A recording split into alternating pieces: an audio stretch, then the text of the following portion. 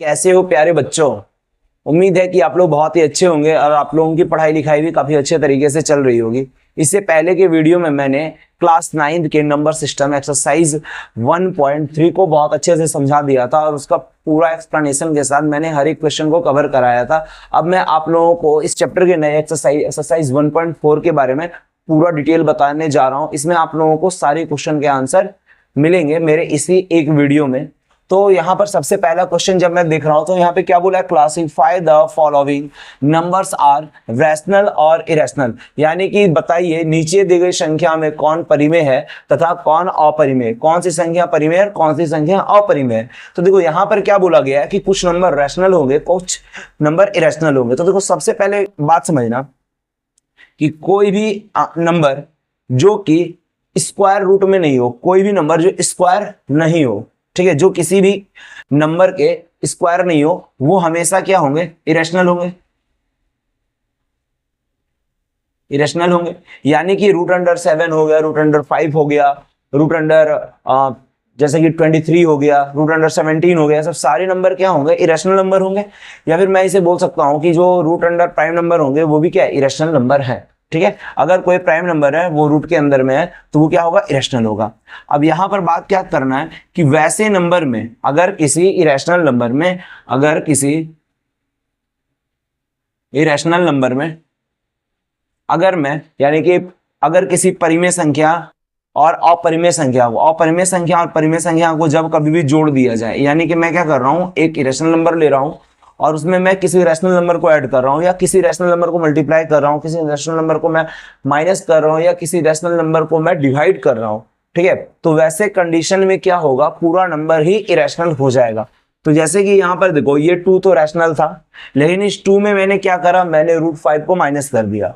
तो ये जो था ये तो रैशनल है बट ये तो इरेशनल हो गया ना, तो जिसकी वजह से पूरा नंबर ही क्या हो गया, इरेशनल हो गया। तो आप लोग लिखोगे क्या, इसे लिखोगे here 2 is a rational number and root 5 is irrational number and we know that every rational number subtracted from a rational number is also rational। यानी कि जब किसी भी परिमेय संख्या में किसी अपरिमेय संख्या को माइनस किया जाता है तो प्राप्त संख्या भी क्या होती है, इरेशनल हो जाती है, यानी अपरिमेय हो जाती है। यहां तक चीजें क्लियर हो गई। अब देखो यहाँ पे क्या है, 3 + 2 23 माइनस 23, सेम चीज प्लस में है, सेम चीज माइनस में है। मैं तो देख रहा हूं कि ये रैशनल है बट रैशनल में एक इरेशनल नंबर ऐड भी हो रहा है और वही same to same irrational number minus भी हो रहा है। यानी कि किसी परिमेय संख्या में एक अपरिमेय संख्या को जोड़ा गया फिर उसी संख्या को हटा दिया गया, तो ये और ये तो कैंसिल हो जाएंगे क्योंकि सेम चीज है, और एक प्लस में एक माइनस में, तो ये मिला जुला के जीरो हो गए और ये जो बच गया ये कैसा होगा, ये हो जाएगा रैशनल। यानी कि मैं लिखता हूं ये इरेशनल हो गया, ये नंबर जो है वो रैशनल हो गया। अब देखो मैं क्या बोला कि जब किसी रैशनल नंबर को इरेशनल से डिवाइड किया जाए तो फिर भी वो क्या होता है, इरेशनल होता है। बट यहां पर देखो जब मैं देखूंगा इसका न्यूमरेटर और डिनोमिनेटर दोनों क्या है, सेम इरेशनल है, तो इन दोनों को अगर काट दिया जाए तो आंसर आता है 2/7 और ये 2/7 क्या हो गया, रैशनल हो गया। ठीक है, तो ये भी क्या हो जाएगा, परिमेय हो जाएगा। अब आगे देखा जाए यहाँ पे 1/√2 यानी एक रैशनल नंबर एक परिमेय संख्या को अपरिमेय संख्या से डिवाइड करा जा रहा है, डिवाइड कर दिया गया इसे। अब यहाँ पर तो ऊपर में कहीं इरेशनल है नहीं, ठीक है, एक ही इरेशनल से इसे डिवाइड किया जा रहा है, तो ये क्या हो जाएगा, इरेशनल हो जाएगा, यानी कि ये अपरिमेय हो जाएगा। अब यहाँ पर 2 तो कोई नॉन जीरो इंटीजर है बट यहाँ पे पाई क्या है, पाई क्या हो गया, पाई तो इरेशनल है यानी कि पाई अपरिमेय है। तो जब इससे किसी अपरिमेय संख्या से जब परिमेय संख्या को गुना किया जाएगा तो इसका जो प्रोडक्ट होगा यानी जो इसका उत्पाद होगा वो भी क्या होगा, वो भी जो है अपरिमेय हो जाएगा। तो इसके भी आंसर इरेशनल हो जाएंगे। तो प्यारे बच्चों मैंने यहाँ पे क्वेश्चन नंबर 2 लिख रखे हैं। इसमें क्या बोला है, simplify each of the following, यानी निम्नलिखित को सरल करे। ठीक है, निम्नलिखित को सरल करे, इसे सॉल्व करने के लिए बोला गया है। तो यहाँ पे कुछ इरेशनल नंबर दिए गए हैं, उसे सॉल्व करने के लिए बोला गया। तो सबसे पहले मैं फर्स्ट नंबर को देखता हूं, इसमें क्या है, 3 है प्लस √3 है और यहाँ पे भी 2 है प्लस √2 है। तो इसको सॉल्व करने का क्या होता है, सबसे पहले आप इसे पकड़ो, इसे ले लो आप, और इसे लेने के बाद सेम चीज को एज इट इज यहाँ पे लिख दो। ये मैंने लिख दिया। अब यहाँ पे प्लस में √3 है ना, प्लस में √3 ले लो और इसको पूरा एज इट इज यहाँ पे लिख दो। ये मैंने करा।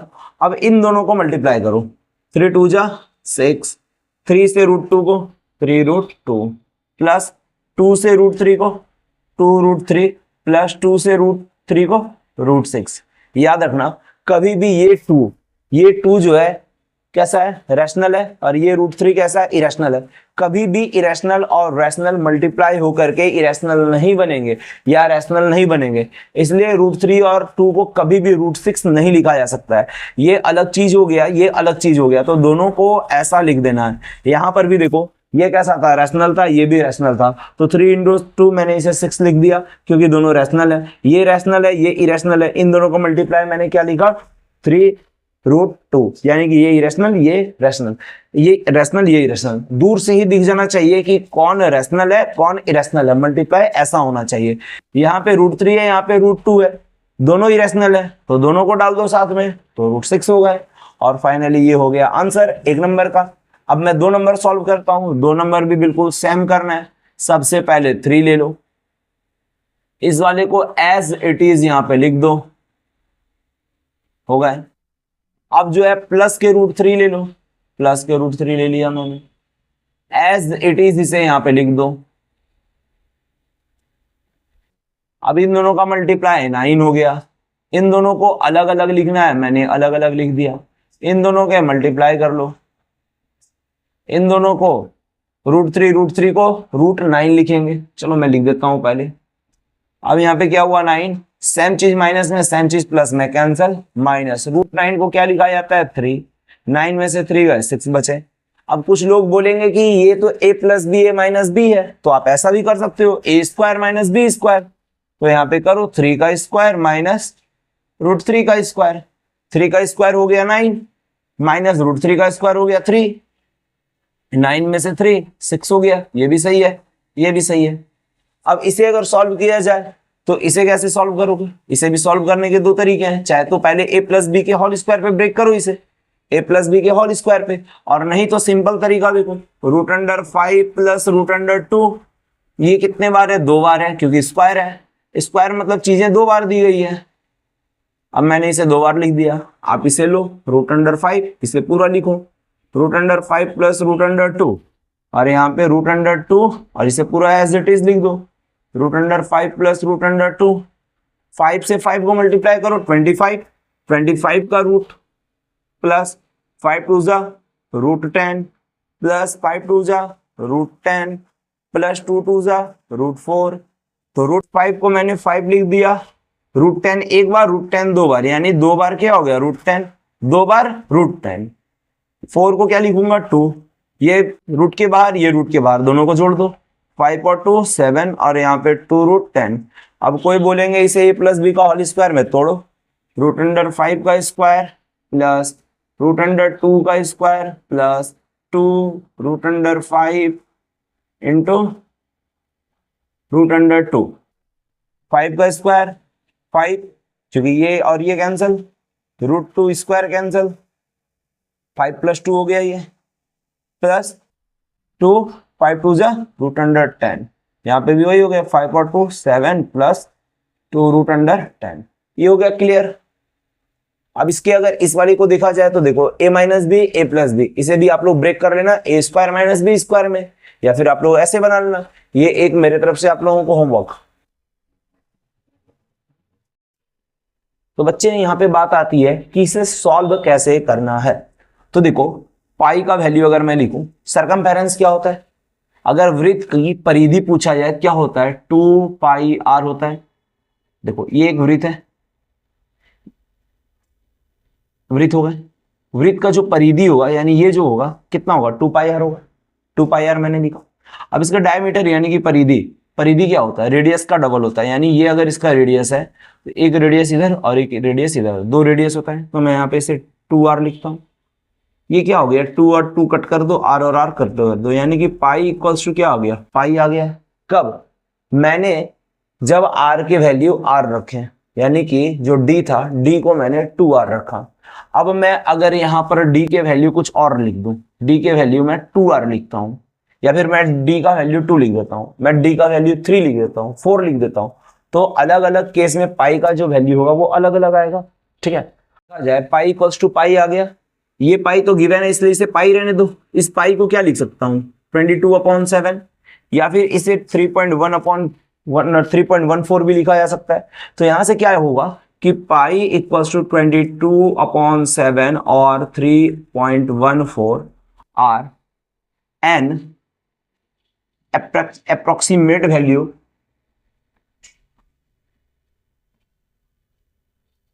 as approximate value of pi which is null terminate, non terminate. यानी कि यहाँ पे जो पाई का वैल्यू 22/7 है ये बस अप्रोक्सीमेट वैल्यू है, जिससे कि मान लिया गया, एक एज्यूम किया है कि 22/7 जो होता है 3.1472 समथिंग और भी कुछ आगे होता है, एक अप्रोक्सीमेट वैल्यू दिया हुआ है, ठीक है, पाई का, और जो कि कैसा होता है नॉन टर्मिनेट होता है। तो यहाँ पे पाई के बारे में जो चीज लिखने के लिए बोला गया था बस आपका ये आंसर हो जाएगा कि पाई का जो वैल्यू है 22/7 और 3.14 वो एक अप्रोक्सीमेट वैल्यू होता है पाई का, जो कि नॉन टर्मिनेट होता है। अगर मैं इसे हिंदी में लिखूं तो पाई बराबर 22/7 और 3.14 एक संभावित मान है जो कि अनवसान अनावर्ती है। ये हुआ है पाई के बारे में, ये क्वेश्चन नंबर 3 का आंसर हो गया। तो बच्चों क्वेश्चन नंबर 4 है represent 9.3 on number line, number line पर 9.3 को निरूपित करे। तो सबसे पहले क्या करना है, marked a distance of 9.3 unit from a point A. किसी एक पॉइंट से 9.3 यूनिट का डिस्टेंस सबसे पहले मेजर करना है on the same number line obtain a point B. क्या करना है कि उसी सेम नंबर लाइन पे एक जो है दूसरे पॉइंट बी को ऑब्टेन कर लेना है। Now draw a line of 1 unit from B and marked it as C। अब क्या करना है, उस पे एक नया पॉइंट C मान लेना है जो कि कितना होगा 1 यूनिट का होगा। यहां पर अब लिखो now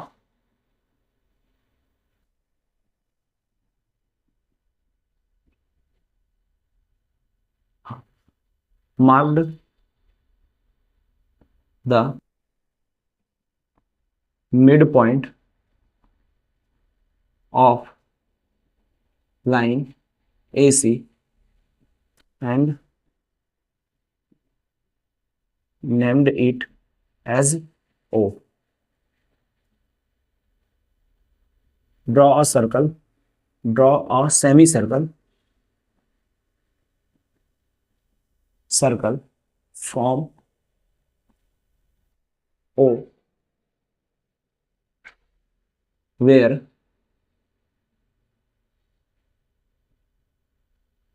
OC is a radius of semicircle।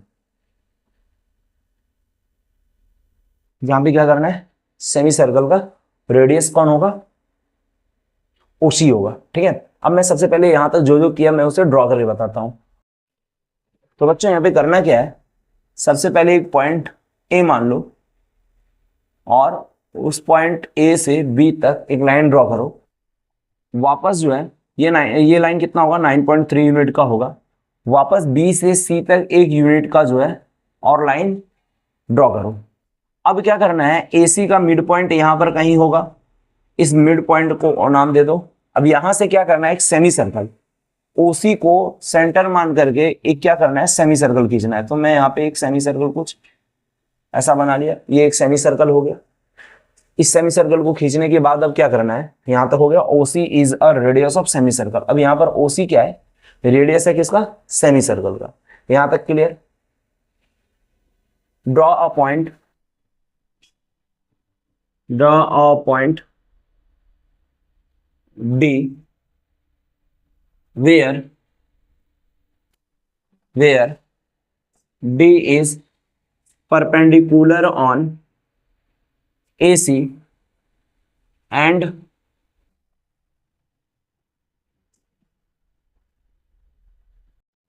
अब यहां पे क्या करना है, draw a line perpendicular to अब लाइन जो है परपेंडिकुलर करना है एसी पे, perpendicular to AC passing through the point B and intersect the semi circle at D. अब यहां से क्या करना है, सबसे पहले यहां पे एक परपेंडिकुलर लाइन खींचना है, एक परपेंडिकुलर लाइन ड्रॉ करना है जो बी से पास होता है। कहां से पास होता है, बी से पास हो रहा है ये लाइन, और ये क्या कर रहा है, डी पॉइंट पर इस सेमी सर्कल को इंटरसेक्ट कर रहा है। वही मैंने लिखा, draw a line perpendicular to AC passing through the point B and intersect the semi circle at D. Semi circle को डी पे ये क्या कर रहा है, इंटरसेक्ट कर रहा है। नाउ यहां पे क्या होगा, ये जो BD है, ये BD इक्वल्स टू कितना होगा, रूट अंडर 9.3। BD 9.3 के इक्वल हो जाएगा। अगर मैं इसे हिंदी में लिखूं तो मैं बताता हूं, आप लोग इसे नोट कर लो। मैं अब इसे हिंदी में लिख देता हूं। सबसे पहले करना क्या है, 9.3 दूरी को बिंदु ए से खींचा तथा किसी दूसरे बिंदु बी को प्राप्त किया जहां ए बी बराबर 9.3 है, 9.3 यूनिट है। अब बी को सी तक एक यूनिट की दूरी में बढ़ाया। बी को सी तक एक यूनिट की दूरी में बढ़ाया, बी से सी तक मैंने कितने लिए, एक यूनिट लिए। अब क्या करना है, अब जो है, अब एसी के मध्य बिंदु को नापा तथा ओ नाम दिया। इसे नाम क्या दिया मैंने, ओ नाम दिया। अब ओ को केंद्र मानकर एक अर्धवृत्त खींचा। क्या किया, ओ को केंद्र मानकर एक अर्धवृत्त खींचा जहां ओ सी, ये वाला ओ और सी, ओ सी, ये ओ सी वृत्त की त्रिज्या है। जहां ओ सी क्या है, ओ सी वृत्त की त्रिज्या है। अब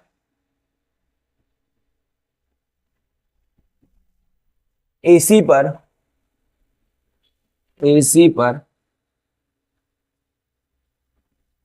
एक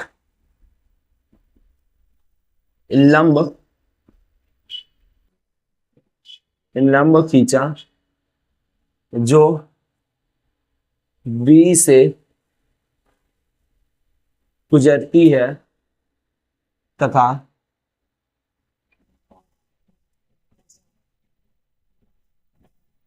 अर्धवृत्त को बिंदु डी पर काटती है। कहां पर काट रही है? बिंदु डी पर काट रही है। अतः बी डी बराबर √9.3 है।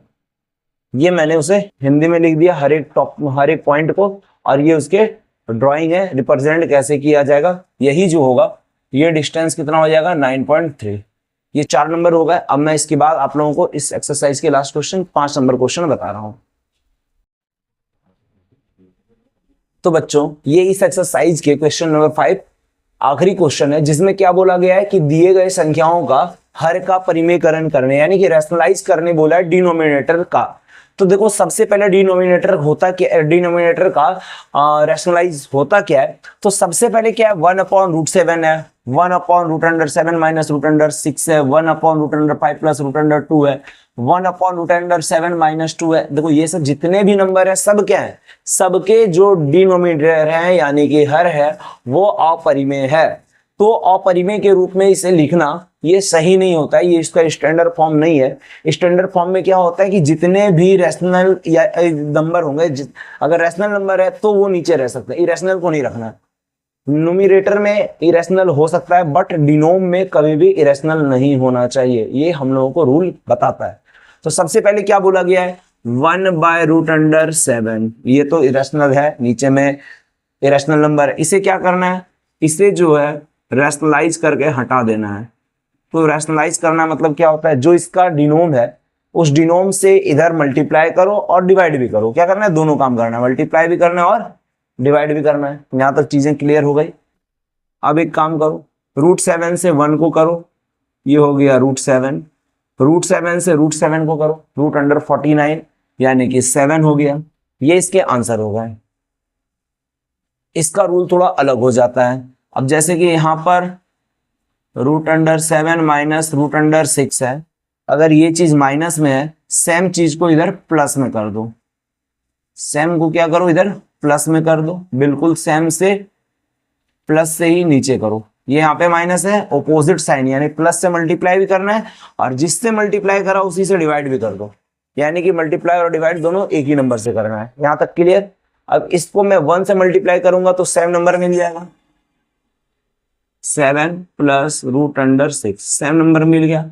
अब यहां देखो क्या है? a माइनस बी और a प्लस बी क्या होता है? a square. तो करो a square minus B square, तो क्या हो गया? √7 प्लस √6। 7 का स्क्वायर 7, 6 का स्क्वायर 6, क्योंकि ये और ये कैंसिल हो गया।